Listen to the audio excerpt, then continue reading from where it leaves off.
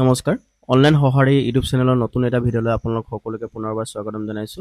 আজি আমি all Indian nursing admission Assam 2025 কোৰ্সৰ সম্পূৰ্ণ ভৰ্তি প্ৰক্ৰিয়া আলোচনা কৰিম।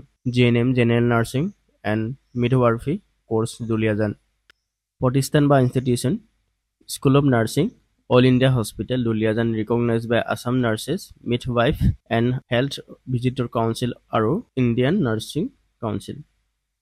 ডিউৰেশ্যন অফ কোৰ্স 3 বছৰ ডিপ্লোমা ইন জিএনএম আপোনালোকৰ 3 বছৰ লাগিব ডিপ্লোমাটো কমপ্লিট কৰিবলৈ আৰু টোটেল সিট আছে 30টা আনৰিজাৰ্ভড 14 ওবিসি এমওবিসি 5টা এসসি 2টা এসটি 5টা আৰু ডব্লিউপিডি পাৰ্সন উইথ ডিসেবিলিটি এটা আৰু ইডব্লিউএছ ইকোনমিক্যালি উইকাৰ সেকশন 3টা।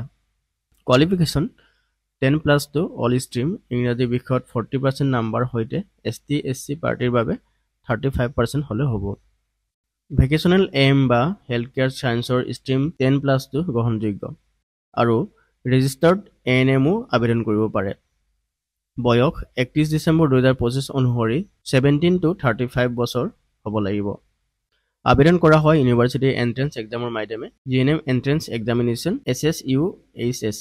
তাৰ পাছতে অনুদান সুবিধা আৰু ইন্টাৰ্নশিপ জিএনএম স্টাইপেন্ড মান্থলি পাব। ফাৰ্ষ্ট ইয়াৰত আপোনালোকে 2500 টকাকৈ, সেকেন্ড ইয়াৰত পাব 2700 টকা আৰু থাৰ্ড ইয়াৰত পাব 2900 টকা। অতিৰিক্ত সুবিধা আপোনালোকে ফ্ৰী হোষ্টেল ৰিকমেন্ডেশন পাব, medical attendance at AOD hospital আৰু ইউনিফৰ্ম ফ্ৰী পাব। জিএনএম ডিপ্লোমা কমপ্লিট কৰাৰ পাছত আপোনালোকে ইন্টাৰ্নশিপ পাব।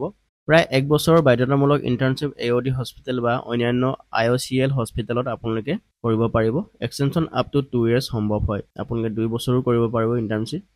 যেতিয়া আপোনালোকে জিএনএম ইন্টাৰ্নশিপ কৰিব তেতিয়া minimum 15,250 per month plus 1,000 extra if place outside of AOD hospital. যদি আপোনালোকে AOD হস্পিটেলৰ আউটসাইড হস্পিটেলত যদি আপোনালোকে ইন্টাৰ্নশিপ কৰে তেন্তে হলে আপোনালোকে 15,250 টকা প্লাস 1,000 এক্সট্ৰা বোনাস পাব।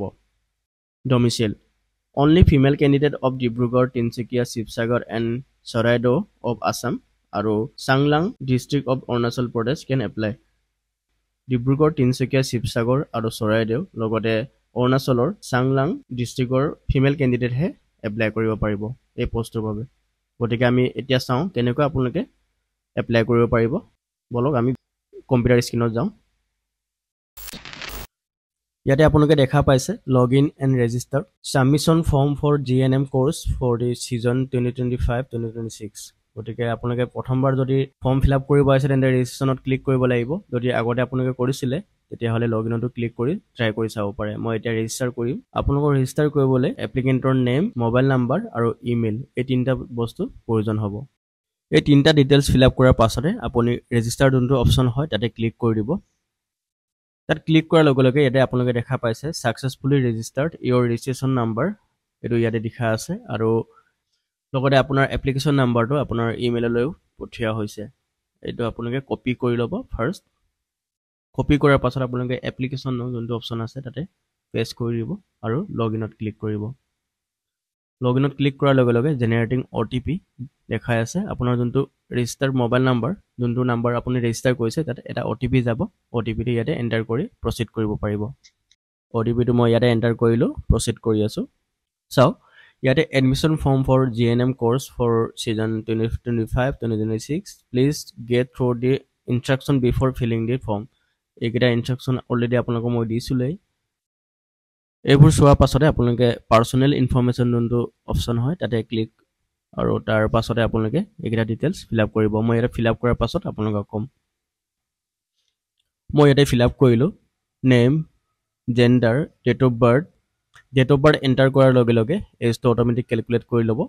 মেৰিটেল ষ্টেটাছ, কেটেগৰী কি হয় আপোনাৰ কাষ্টটো, তাৰ পাছতে এইটো permanent resident state Assam select কৰাৰ পাছতে আপোনালোকক মই অলৰেডি কৈছিলো যে এইকেইটা ডিষ্ট্ৰিক্টৰ কেণ্ডিডেটহে ফিল আপ কৰিব পাৰিব। তাৰ নেক্সট অপশ্যনটো পাৰ্সন উইথ ডিসেবিলিটি যদি হয় ইয়েছ দিব। ইয়েছ দিলে আপোনালোকে যোনটো চাৰ্টিফিকেট সেইটো আপলোড কৰিব লাগিব। যদি নহয় নো ৰাখিব। তাৰ পাছত আৰ ইউ ৰেজিষ্টাৰ্ড এএনএম যদি হয় আপোনালোকে এটা ইয়েছ কৰিব, যদি নহয় নো ৰাখিব। তাৰ পাছত আপোনালোকে দেখা পাইছে আপলোড ক্লাছ 10 এডমিট কাৰ্ড আপোনালোকে ইয়াতে আপলোড কৰিব লাগিব। মেক্স 5 MB হ'ব লাগিব, তাতকৈ ওপৰ হ'ব নোৱাৰিব। আৰু আপলোড PRC চাৰ্টিফিকেট আপোনাৰ যোনটো পাৰ্মানেণ্ট ৰেচিডেণ্ট চাৰ্টিফিকেট হিচাপে প্ৰযোজ্য হ'ব। তাৰ পাছতে আপলোড কাষ্ট চাৰ্টিফিকেট, এইটো মেণ্ডেটৰী নহয় বাৰু, এইটো আপলোড নকৰিলেও একো আপত্তি নাই। নেক্সট অপশ্যন আহিলে আপোনালোকৰ ইয়াতে আপোনালোকে কমিউনিকেশ্যন এড্ৰেছ, আপোনাৰ ভিলেজ, পোষ্ট অফিচ গোটেইকেইটা আপোনালোকে ফিল আপ কৰিব পাৰে। ফিল আপ কৰাৰ পাছতে নেক্সট কৰিব পাৰিব। তাৰ পাছতে JNME details, JNME roll number, ইয়াতে আপোনালোকে যোনটো লাষ্ট এক্সামিনেশ্যন দিছিলে তাৰ ৰোল নাম্বাৰ দিব লাগিব আৰু কিমান মাৰ্কছ পাইছিলে আপোনালোকে ইয়াতে এণ্টাৰ কৰিব লাগিব। চাওক, এইটো ডাটা মোৰ থ্ৰু নহয়, মই জাষ্ট আপোনালোকক দেখুৱাবৰ কাৰণেহে ফিল আপ কৰিছোঁ। আপলোড স্ক'ৰ কাৰ্ড, এই এক্সামত আপোনালোকৰ যোনটো স্ক'ৰ কাৰ্ড হয় বা মাৰ্কশ্বিট বুলি ক'ব পাৰি, সেইটো আপলোড কৰিব লাগিব। মিনিমাম 5 MBতকৈ ওপৰত হ'ব নোৱাৰিব। সেইটো আপলোড কৰিব আপোনালোকে চিম্পলি চুজ ফাইলত গৈ আপলোড কৰি ল'ব। আপলোড কৰাৰ পাছত next option SLC examination details. চাওক, ডেট অফ পাছিং, কোনটো ইয়েৰত আপোনালোকে পাছ কৰিছিলে আৰু name of educational institute from where pass SLC or equivalent exam, কোনটো ইনষ্টিটিউটৰ পৰা আপোনালোকে পাছ কৰিছিলে, স্কুল কলেজ আৰু বৰ্ডটো কি হয়, অভিয়াছলি সেৱা বা CBSC আপোনালোকৰ যি হয় সেইটো আপোনালোকে এণ্টাৰ কৰিব। SLC টোটেল মাৰ্কছ অভিয়াছলি 600 হয়। তাৰপাছত আপুনি কিমান স্ক'ৰ কৰিছিলে সেইটো আপোনালোকে ইয়াতে এণ্টাৰ কৰিব, 450 যিমান যি হয় আৰু টোটেল পাৰ্চেণ্টেজ ইয়াতে কেলকুলেট অট'মেটিক হৈ যাব। নেক্সট অপশ্যন আপলোড মাৰ্কশ্বিট, PDF-ত আপলোড কৰিলে বেছি ভাল হয়, আপোনালোকে PDF-ত আপলোড কৰিব।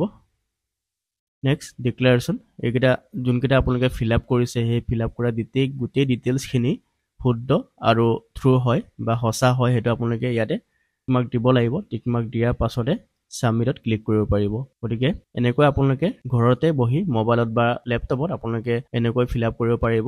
গতিকে ভিডিঅ'টো ভাল লাগিলে আপোনালোকে লাইক কৰিবলৈ নাপাহৰিব। লগতে চেনেলত যদি নতুন তেন্তে আপোনালোকে চেনেলটো ছাবস্ক্ৰাইব কৰি ৰাখিব, মই কাৰণ এনেধৰণৰ কণ্টেণ্ট আপোনালোকৰ বাবে আনি থাকোঁ।